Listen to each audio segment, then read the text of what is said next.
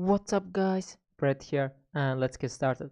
So today I'm going to show you how you can actually create this kind of, as you can see, flash, sprint or running effect or something like that as well. So this is actually pretty easy and it's going to be a really quick tutorial, so let's get started. So first of all, let me delete this effect that we have a normal image and you can follow me. So that's how you're going to start. You're going to have just a normal image, and then when you have that, just go to filter, go to blur, and then you can go to motion blur. So motion blur, that's actually what we're going to use.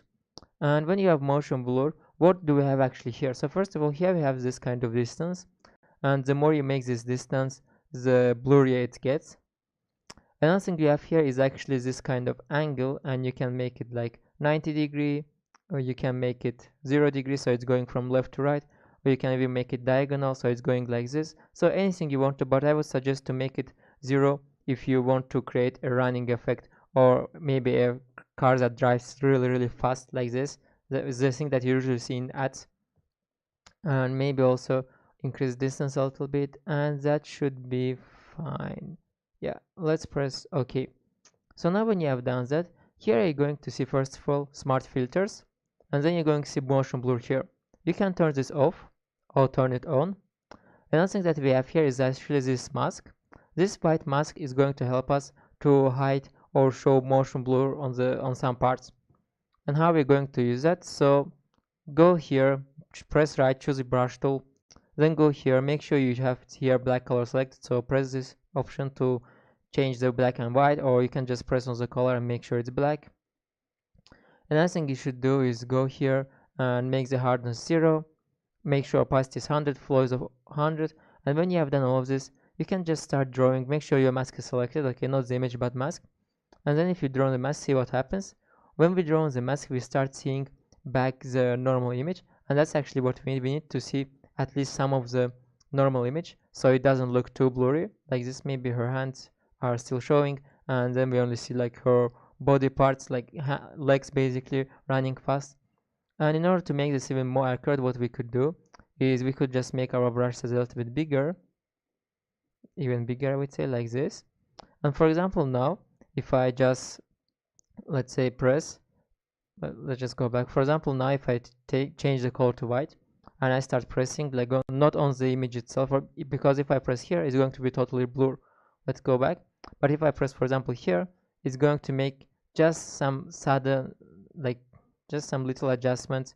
Like you can see, I press and see what happens. Her hands gets a little bit blurry, okay? So if we just press around the parts that we want to make a little bit blurry, that's going to be perfect. For example, now, yes, say if I want to turn off this blur parts, basically I can just change the color black to black and draw here, and you check, as you can see, it's back to normal. Now I can take white color again, make sure this is white, and for example, now if I continue pressing, see what happens. It gets a little bit blurrier, like if I press just around the leg, so not exactly but just around, we will get this kind of effect.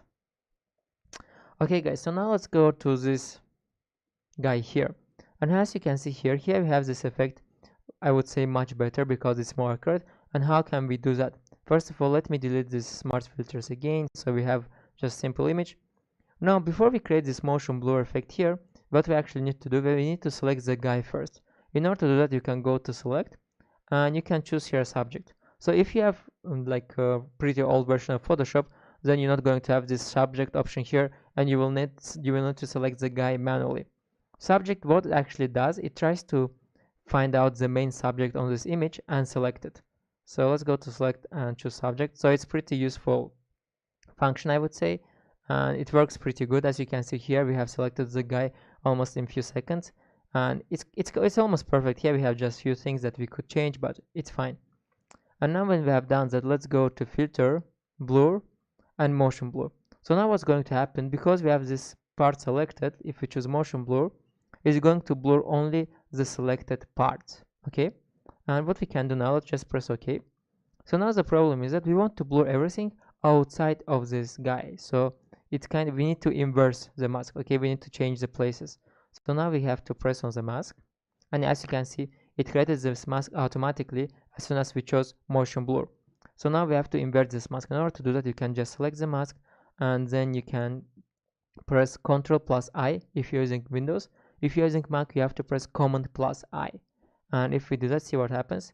It changes the position of black and white colors, as you can see.